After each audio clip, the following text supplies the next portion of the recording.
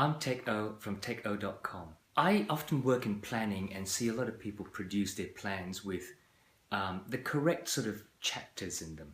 They'll have a vision, mission statement, and they'll work out their goals, and then obviously from their goals they'll work out strategies.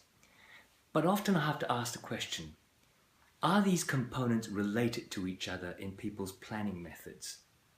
For example, do the strategies, if you implement them, actually achieve the goals?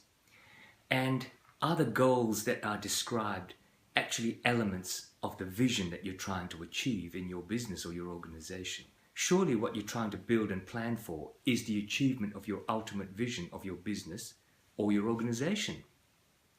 So in the way I do planning is I always tell clients to quantify their vision. They need to actually describe it in such a way that they know when they have arrived. The Balanced Scorecard describes 4 perspectives, and in the way I adapt it, the 4 perspectives are from the perspective of the owners of the business. The second perspective is from the perspective of the customer. The third perspective is from the perspective of your team, the people who work with you, who help make your business or organization a success.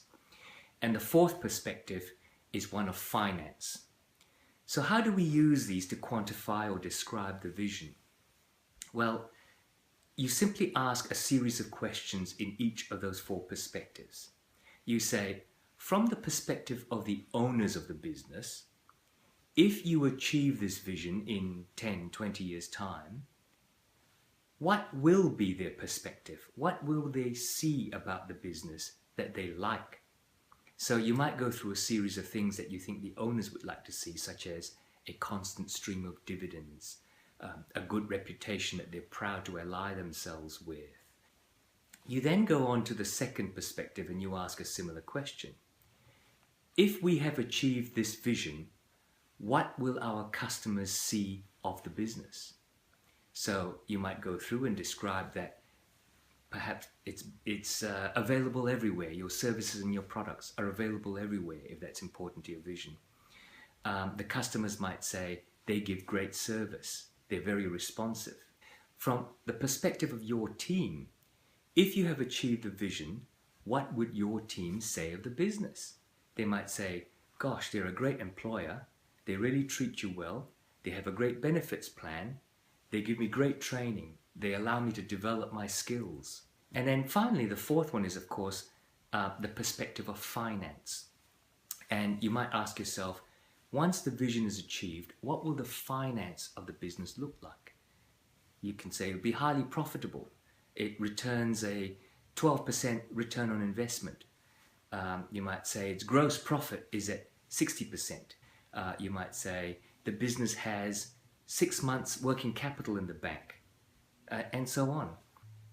And the important thing about the balanced scorecard approach is that these 4 perspectives must be worked on concurrently. You can't simply say, right, we're just going to work on the owners for the next 10 years or 5 years or whatever it is, because what will then happen is your customers start to say bad things about you. Your team start to leave. You can't concentrate on the finance side of things and just push for better profits, because that might mean that you're cutting service to customers or cutting wages benefits to your staff and therefore wrecking some sort of relationship there. They have to be worked on in balance to get to your vision. And in life, that's generally how you work to get somewhere. You have to work in balance.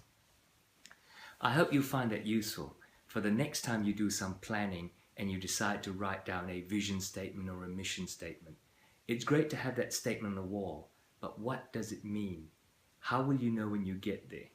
Describe it in this way, and you can tick them off as you go, and you can create strategies to get to those perspectives as you go. Come on over to TechO.com, the website, teikoh.com. Leave your comments, have a look at the other tools and tips and resources, and there are templates there that you can use in planning. Come on over, subscribe to the newsletter, and get these videos sent directly to you in your inbox.